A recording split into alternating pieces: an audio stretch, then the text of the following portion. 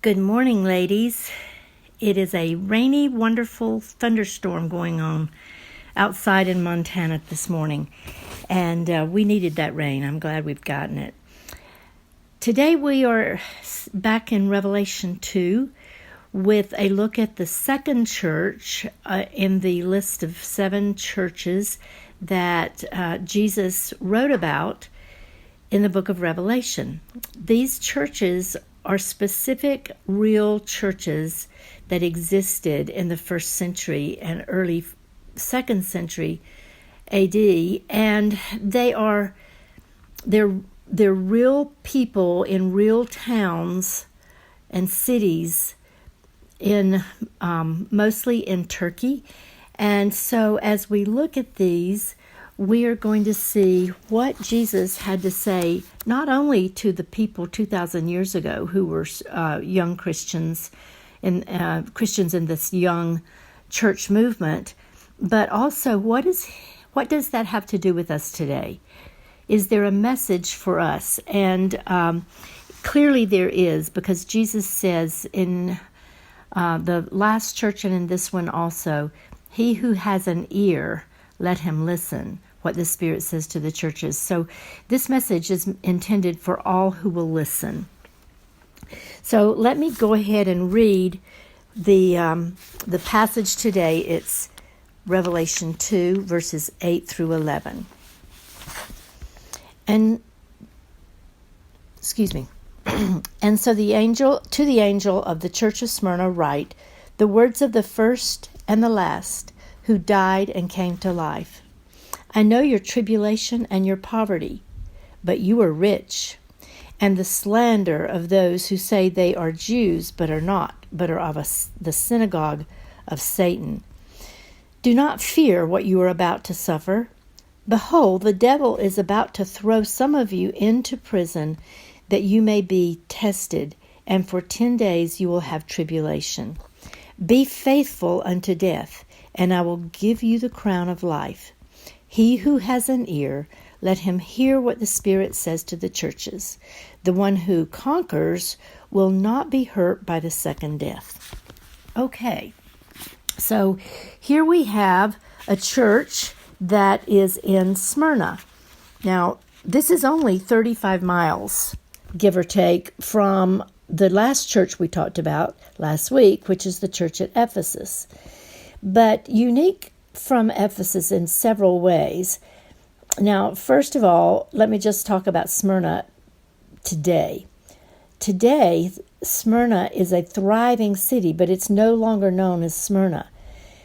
It is now called Izmir, Izmir. Now, it appears to be quite the vacation spot. If you Google Izmir, you will find all of the typical travel sites,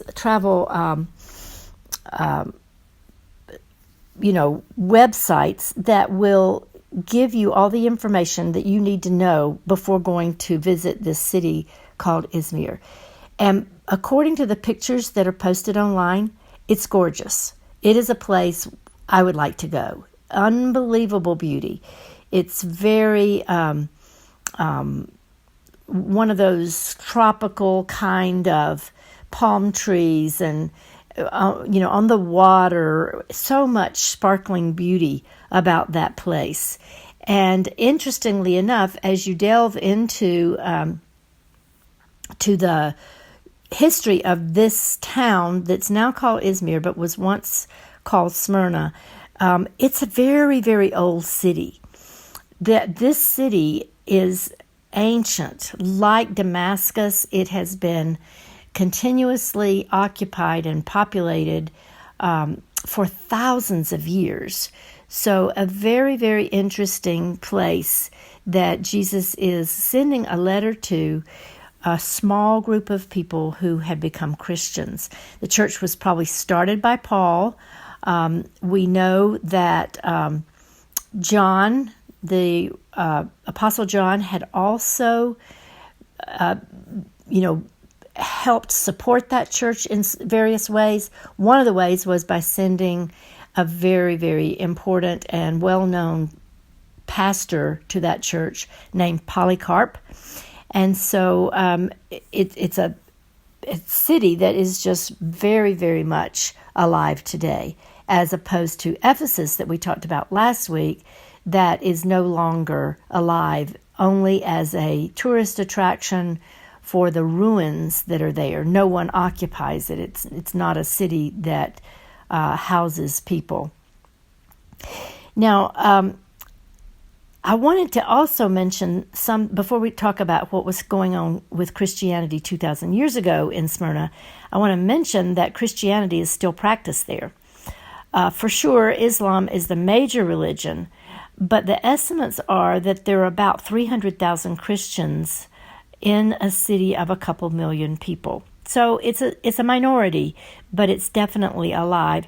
And I would mention that the Christians in that city are probably, to this day, experiencing persecution from the Muslims in that area, because that is one of the major sources of Christian persecution around the world, is from Islam.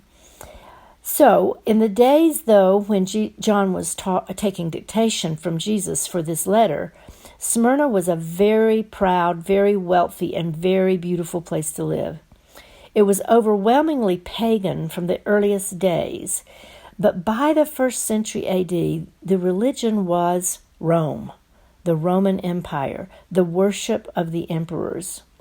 It was against the law to worship any other god but Emperor Domitian, who was in rule at the time of this letter. Every citizen was required to refer to Domitian as Lord and to burn a pinch of incense on the altar to the godhead of Caesar. But having done so, he or she would then be given a certificate to guarantee that they had performed this religious and civic duty. To refuse meant death. So all the Christians, and I want to read to you from William Barclay's commentary. He says, all that the Christians had to do was burn that pinch of incense and say, Caesar is Lord, receive their certificate, and then go on their own way and worship as they pleased. But that is precisely what the Christians would not do. They would give no man the name of Lord. That name they would keep for Christ and Christ alone. They would not even formally pretend to conform. So that's the situation that the people found themselves in, that these Christians were in a hard place. Do we conform to the religion of this city, the religion of worshiping Domitian, the Roman emperor, or do we take whatever consequences come our way and say we refuse to worship Domitian? All right, so let's look at the passage again. Verse 8 says, and to the angel of the church of Smyrna write the words of the first and the last who died and came to life. Now, what we've seen we'll see in all of these churches, the letters to the churches, that there is a brief description at the beginning of each letter where Jesus describes himself.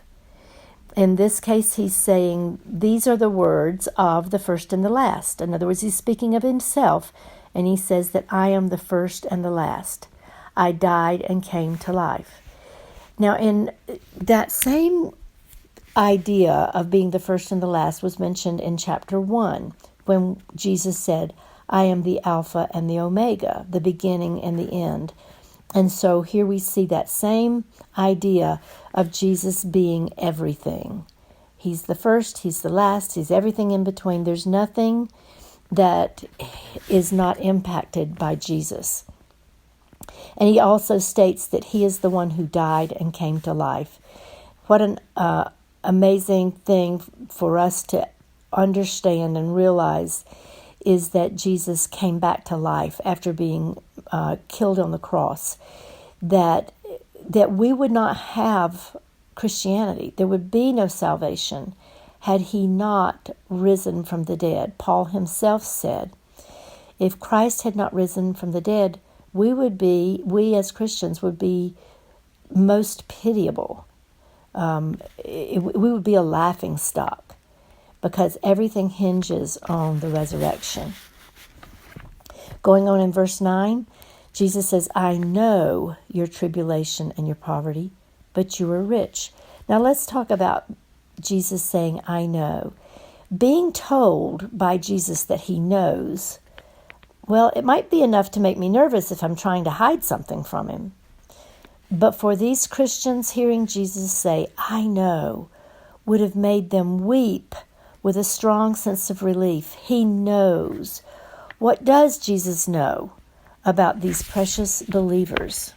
Well, he knows of their tribulation and their poverty. The other thing, before I go on to describe that, I want to just mention that hearing Jesus say, I know, would really comfort these Christians in two ways. First of all, just at face value, he sees what you're experiencing. It would be like me saying to my friend who's gone through chemo, I know that you're going through chemo. That must be hard. But to say I know in the sense that Jesus was saying it here would be to say, I know because I've been there. I've experienced it too.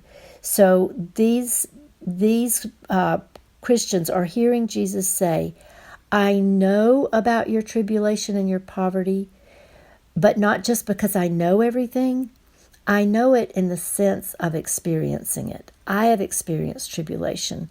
I have experienced poverty. Now, the word that's used here for poverty is the extremity of poverty, abject poverty. They had been robbed because they were Christians. They had been fired from jobs because of Christ. And they didn't have that documentation that made them legal. So their impending death was a given. Economic persecution is what happens in other parts of the world today, and I'm sure maybe it happens here to some degree. But put this same governmental requirement into effect in America today in the form of what this same book, Revelation, is going to tell us, the mark of the beast, we will know the reality of what these Christians knew. We should be asking ourselves, what would we do if we knew that we could not feed our families unless we complied with the governmental authorities who controlled us? That, ladies, is it's not just some kind of symbolic thing. That's a very real possibility in America.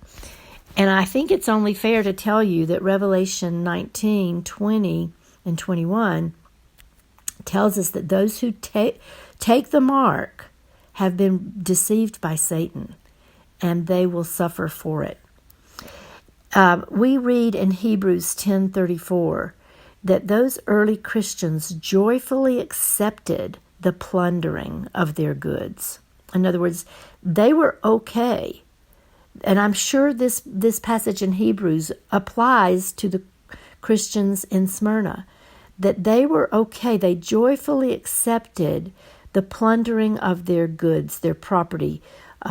Maybe their homes were being taken from them. Maybe they were, obviously, they were being refused the right to shop in the markets and get food for themselves. But it goes on and it says they joyfully accepted the plundering of their goods because they knew that they have an enduring possession in heaven. Do we understand this perspective and mindset today as Christians in America, in Montana? Do we understand that do whatever you want to do to me because I have an enduring possession? My salvation through faith in Jesus Christ means that I will live eternally in heaven with Jesus. That is worth far more to me than any material possessions. One other thing, though, that Jesus says about these Christians in verse 9, in spite of their poverty, he says, "You are actually rich." According to worldly standards, just a quick question, are there many people in America that are in abject poverty? I mean, we have so many systems in place in America, so much aid that is available to people who will take it, and most do, that you don't see abject poverty like is being described here in America. There's definitely homeless people, but most of these homeless people are refusing to accept aid from the government. And so, it's hard for us to really, really relate to abject poverty, living in a nation that is as wealthy as we are. But Jesus says to these people living in abject poverty, you are actually rich. Now, what in the world was he referring to if they truly were in abject poverty? In what sense did Jesus mean this richness? Well, we'll learn a little bit about that as we contrast this church in Smyrna to the seventh church in the list, which is Laodicea.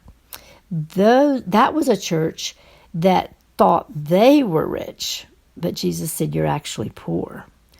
So, a very huge contrast. According to David Guzik, in his commentary, he said Laodicea was a poor, rich church. Smyrna was a rich, poor church. Better to be a rich, poor church than a poor, rich church.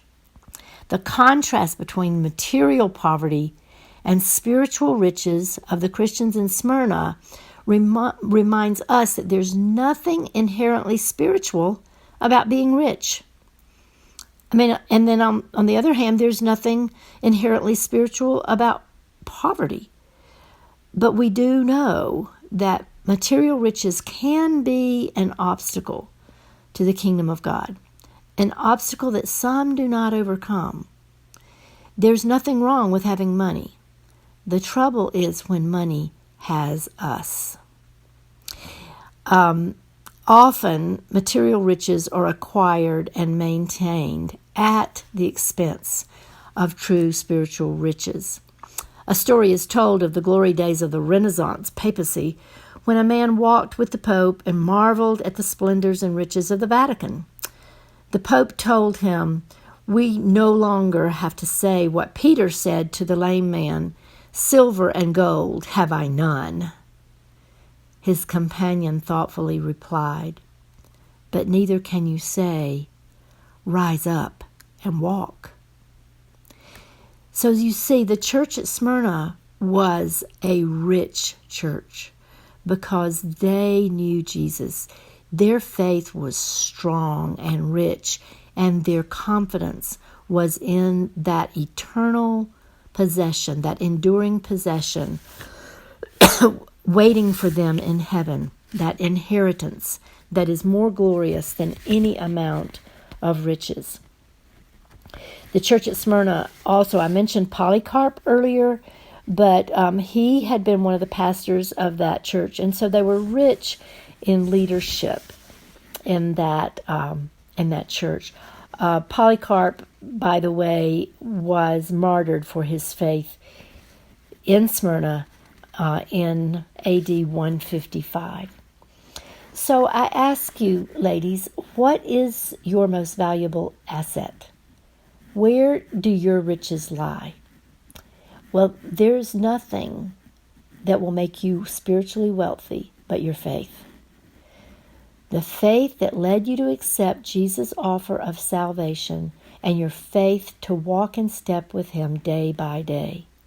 Even if it means you will suffer persecution, even if it means you trust God to take care of you instead of the governmental requirement to take a mark.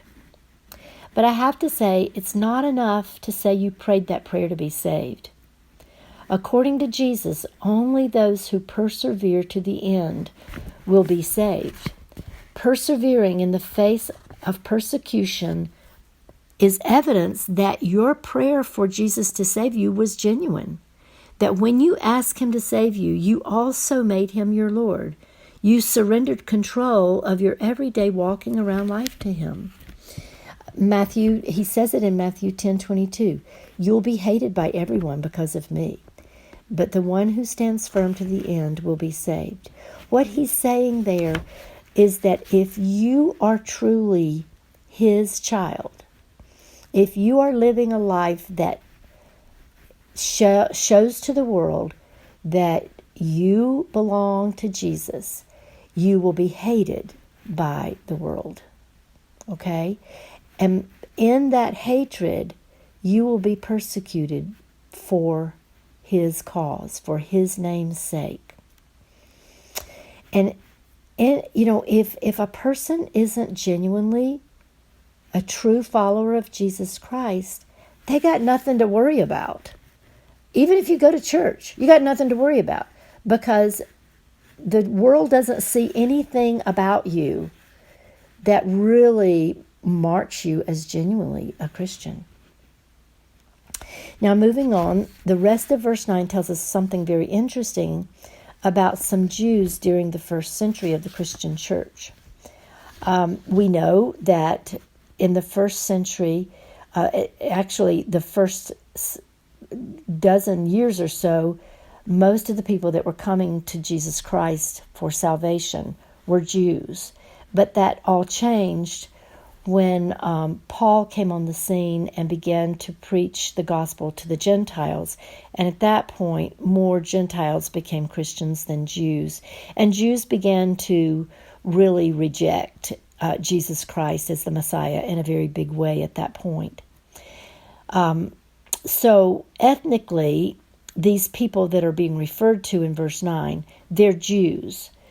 But if they didn't accept Jesus as their Messiah, according to Paul in Romans and Philippians, they really couldn't call themselves the people of God. They had always prided themselves in being called the apple of God's eye, his chosen people. But when they were offered salvation, they rejected it. They turned their back on Jesus. And so the gospel went to the Gentiles, and they became called the people of God. Now, unfortunately, in the case of the church at Smyrna, many of these ethnic Jews began to rat out the believers in places like Smyrna and report them to the authorities. So according to this letter from Christ, the Jews who did this were working under the power of Satan, which is very, very sobering. There's a passage that says there will come a time when even religious people will kill you and think they've done God a favor. And I would imagine that would be the case here for some of these Jews who were, as Jesus called it, of the synagogue of Satan. Now let's move on to verse 10, where Jesus is giving a command regarding this church. And the command is, do not fear what you are about to suffer. Do not fear.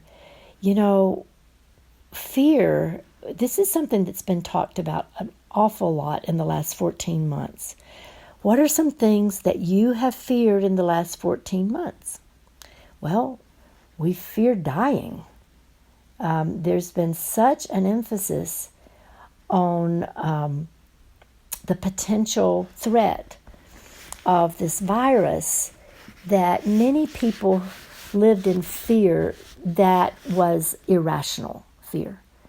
Many people stayed in their homes to such a degree that they became prisoners to their homes. And their fears were not well-founded. So Christ tells these precious believers what's about to happen to them. And, you know, we might say, really? You're telling me not to fear that I'm about to suffer something that is horrific, that at the hand, I will be at the mercy of the devil, who's going to throw us into prison for more testing. We already have been experiencing extreme tribulation and testing, and now it's going to get worse. And the answer is yes. These beloved believers will suffer tribulation even more. And so will we. That time is coming for us. But do we even know what tribulation is? You know, the word tribulation, I know sometimes is used in ways to express all kinds of hardship. But we kind of associate it with general hardship that comes in to all of humanity. But tribulation is very specific to tribulation for the name of Jesus Christ. Let me tell you what Vance Havner, this elderly pastor, stated about tribulation. He said, this tribulation, referring to the word that's used right here in this passage, this tribulation does not mean the common trials to which all flesh is heir. Some dear souls think they're bearing their cross every time they have a headache. Their tribulation, but the tribulation mentioned here is trouble that you would not have had you not been a Christian. Can you think of the last time you received trouble because you're a Christian? Yeah, me neither. Jesus said in John 16:33, I have said these things to you, that in me you might have peace. In the world you will have tribulation, but take heart, I have overcome the world. He says also in Matthew 24:9, I have said these things to you, that you might have peace. Again, he says it twice. You will have tribulation. Christians around the world today who are suffering persecution aren't immune to fear. They often wake up with the question, is this the day? The book by Randy Alcorn, I can't remember the name of it right now, but it's about persecution in China. And often the main character in that book, it was based on real experiences of Christians in China. They would often wake up in the morning and say, is this the day? Is this the day I'm going to go to heaven because of my faith in Jesus Christ? They aren't superhuman. I'm sure some are further along in their perspective about what awaits them on the other side, but thankfully most of them love Jesus with such an intensity for his eternal gift of salvation, instead of eternal punishment, that they see their suffering here just like Paul did, as light and momentary. That blows my mind that we could consider suffering in the way that Christians suffer by being thrown into prison and then martyred as light and momentary. But in light of eternity, I mean, in that comparison of time, it is light and momentary. Jesus wanted them to know what was next for them.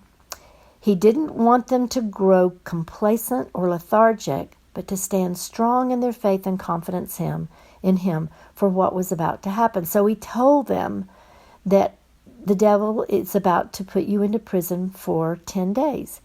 Now, it was most probably literal prison, and most likely pretty literal as 10 days. It could have also meant a relatively brief and limited time. Maybe over a period of 10 days, many of them were going to be arrested and ultimately executed. We do know from not just what was written in Scripture, but from historical accounts, that prisons in that day and time were not for reform. They were not even really for punishment. They were a holding cell for until the time was right for them to be martyred. So that is what was going to happen to them, and Jesus wanted them to know that. And I want to just make one other comment that, a lot of people would love to believe that as Christians, we will avoid all tribulation, regardless of the fact that Jesus said, if you belong to me, you're going to receive tribulation. People still want to avoid that thought and to say, well, whenever this mark of the beast thing happens, which would bring about persecution of Christians, we won't be here because the rapture will have already taken us away. And I wanted to say to you, I hope you're right. I hope that is true. But I don't see where we have a guarantee that that's how it's going to play out. I have read both arguments for a pre-tribulation rapture, as well as for a mid-tribulation and for a late tribulation rapture. And I can see merit to all arguments, and I just don't think I'm smart enough to know exactly when it's going to be. All I know is I want to be prepared for the possibility that I'm going to have to endure persecution. I don't want to be lethargic or complacent about what is expected of me in my faith walk with Jesus. I want to be the conqueror. We're going to see this exhortation to all Christians to conquer. Looking at verse 11, he who has an ear, let him hear what the Spirit says to the churches. The one who conquers will not be hurt by the second death. What does it mean to conquer? Well, it means to stay strong in the face of persecution.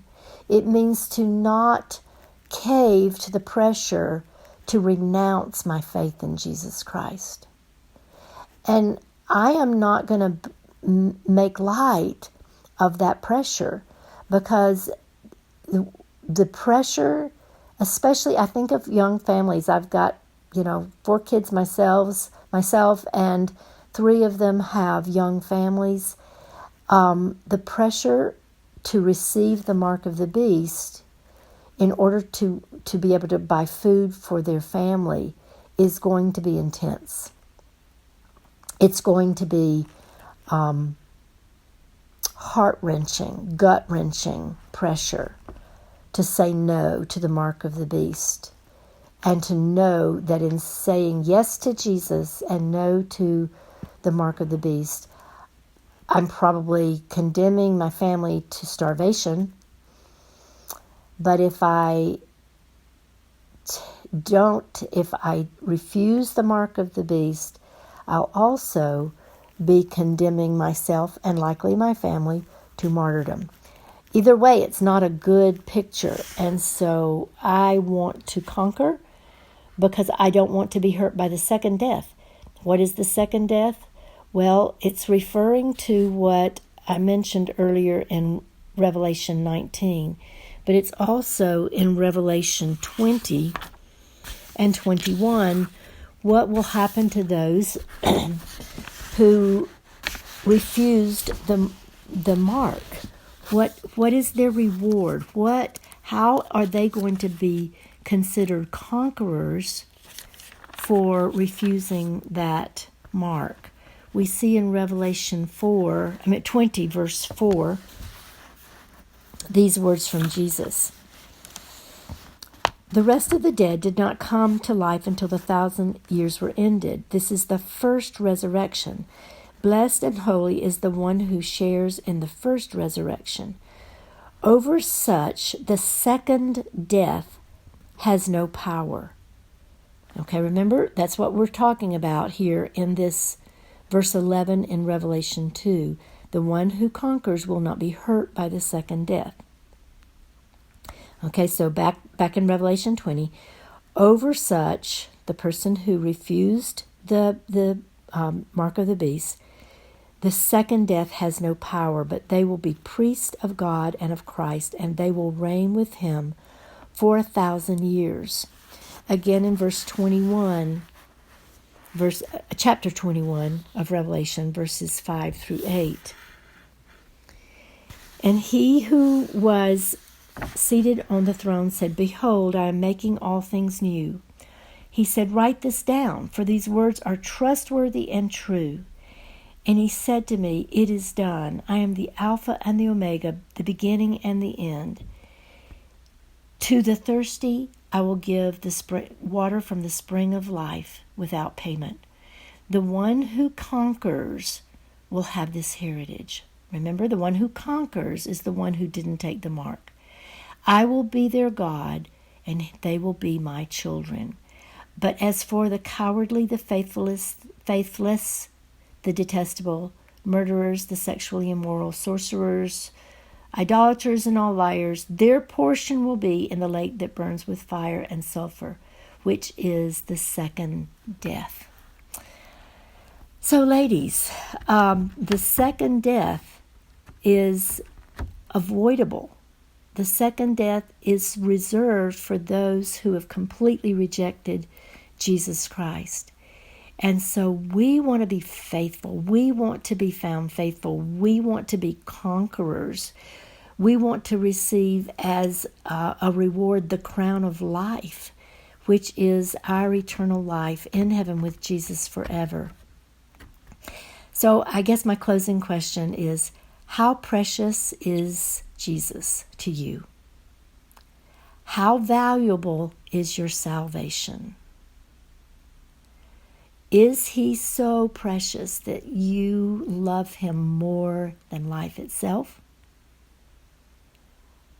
I just pray that is true for each one of us, that we love him more than we love our life. Good being with you today, ladies.